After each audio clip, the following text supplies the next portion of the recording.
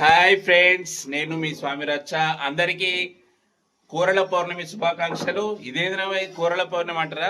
అదే కూరల పున్నమి అంటారు, కూరల పౌర్ణమి, కార్తీక పౌర్ణమి ఇవన్నీ ఒకటే ఫ్రెండ్స్. మా ఇంట్లోనైతే పూజనైతే కంప్లీట్ చేసేసినాం ఫటాఫట్. మా కూతురు మొక్తా ఉంది. ఓకే, ఈ కూరల పౌర్ణమి అనేది మార్గశిర నెలల ఫస్ట్ వారంలో వస్తుంది ఫ్రెండ్స్.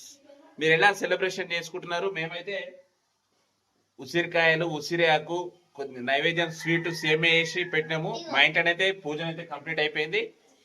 మీరు ఎట్లా సెలబ్రేషన్ చేసుకుంటారో కింద కామెంట్ చేయండి. ఓకే, మీకు మీ కుటుంబ సభ్యులందరికీ కూరల పౌర్ణమి శుభాకాంక్షలు.